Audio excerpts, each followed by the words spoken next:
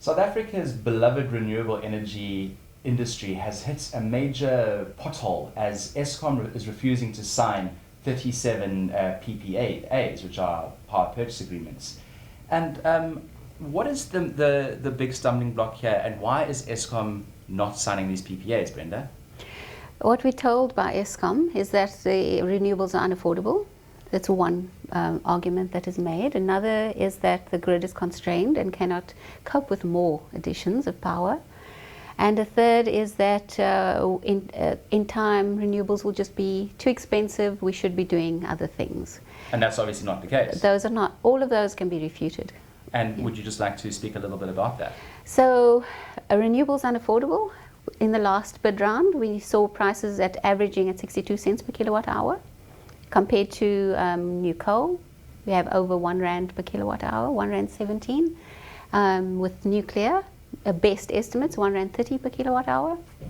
How can we say that renewables are more expensive? So why is Eskom doing this then? We feel that they are inclined towards nuclear procurement right now, that they are preferring to go that route on one part of their interest. The other is that they are taking outdated prices for renewables, and another part of that is they are deciding to look at one of the technologies which is currently quite expensive in relative to other renewables, but they've selected that most expensive technology as a reason to stop all of the other PPAs, which we find a little bit that's not a great approach to take when one wants to be fair around what's possible. Now, Mark, the whole the draft energy plan is being debated in the public. Now, the base case for this says that renewables should be higher, but people have argued that the assumptions are wrong and that renewables should be even higher. What do you think the outcome is going to be of this whole process? It's difficult to say, Matthew. Ideally, the integrated resource planning process should move from a least cost approach for the country. But what we have in the base case that's been published now is clearly a manipulated outcome to have some nuclear in that scenario. And that's been achieved by applying an artificial constraint on the amount of renewables that can be built every year. But we certainly don't see any reason to apply such a constraint. By international standards, South Africa's renewables program is relatively small, at about 2 or 3% of installed capacity each year. Other countries have done 11, 12, 17% of installed capacity each year. In other words, much, much larger programs. So we don't see any reason for such a constraint, and if one removes that constraint, you will end up with a very different generation mix. In the plan, you'll have basically a mixture of renewables and gas. There will not be any nuclear because there is no good reason to include nuclear. It's too expensive. Well, I mean, at the end of the day, the whole plan is going through this public consultation process, and it should be finalized March, April. Be that as it may, the power sector in South Africa has got issues from a more from macro level or a utility level. What are your thoughts on that, especially regarding Eskom as a dominant player? We think this is really at the heart of the issue. Eskom has been the sole player in the sector for just about 100 years and is not used to competition. So it's not set up to welcome competition or to foster competition or to create a fair playing field. It is in fact set up to behave as a monopoly. And so it's using its monopoly power to prevent access to the market for new entrants. Renewables are currently the new kid on the block, but beyond that we're going to have coal and gas and potentially other forms of generation. So we think the structure of the industry is what needs to be looked at. We think that Eskom needs to be disaggregated. In other words, we need to separate the generation component from the grid component and let the grid component behave independently of whoever is supplying power into the grid. That's what should happen. In fact, that is what the laws of the country say at the moment. But the reality is that Eskom controls both the grid and the bulk of generation, and it is abusing its position. I think the whole power electricity industry has a lot of potential for growth, especially in Africa, as Africa grows. But we seem to be battling certain policy issues here. What are your visions going forward for energy, not only for South Africa, but for sub-Saharan Africa? I think if we can see rational planning being a dominant approach, where you have costs being a driver, where you have flexibility and the capacity to make decisions as circumstances change, where you have people having more access to choices, those are the things that I would love to see in the future. And especially around this move away from the centralized grid being the dependent power supply source. The grid can become a backup. It can become a process of moving power through the system in a way which is taking advantage of those cost benefits that there are from all of the options available. Yeah. Speaking about the grid, there are a lot of issues around the grid not being in the right space for renewables at the moment, that doesn't connect properly, that people can't feed into the grid. It seems like there's a lot of work that needs to go there, and Mark, if you want to speak a little bit about that. Well, I think that's true.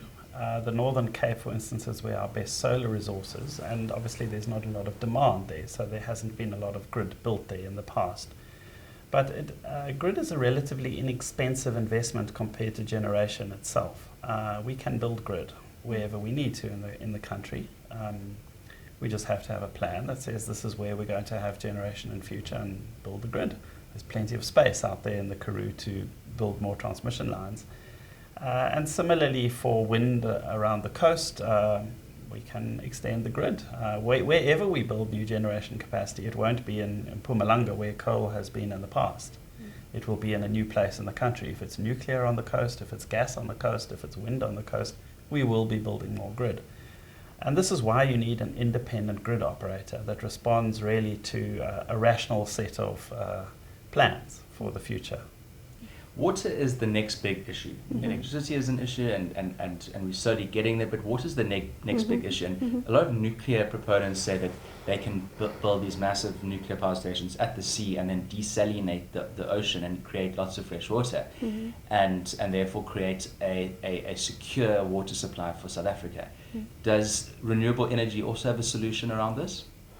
Well, if you think of the effects of how the water demands, there are many studies that show that renewables are not operating at the scale of water demand as, for instance, coal, obviously.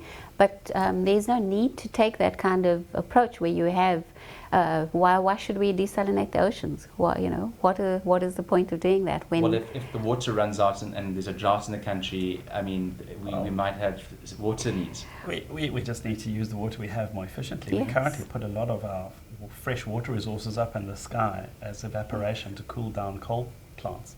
If we replaced coal with cheaper options like renewables, we would save a lot of the water that we have. And that's inland. I mean, getting water from the sea up to the Highveld is not going to be a trivial problem.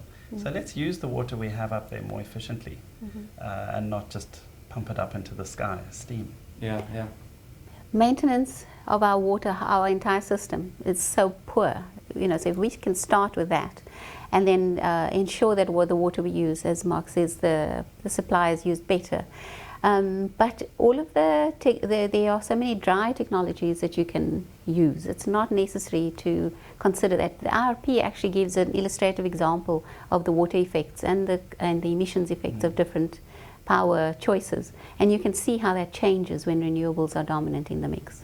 And finally, do you want to talk a little bit about the good that IPPs have been doing, especially in the renewable sector, in terms of job creation, in terms of the kind of the good work that you've been giving back to communities?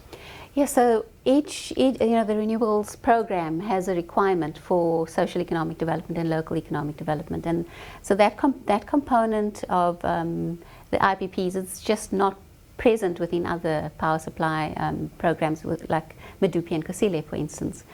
So the requirement is that there has to be an indication of a plan. There has to be a clear plan for local benefit. And those benefits include things from construction timeframes to there'll be local industry, there'll be local support to local suppliers and service providers. But besides that, once the construction is over, there's ongoing programs which are linked to the trusts that are established at these sites. And there you have things like school programs and feeding schemes. There are clinics. There are so many programs that are currently present around all of these power plants.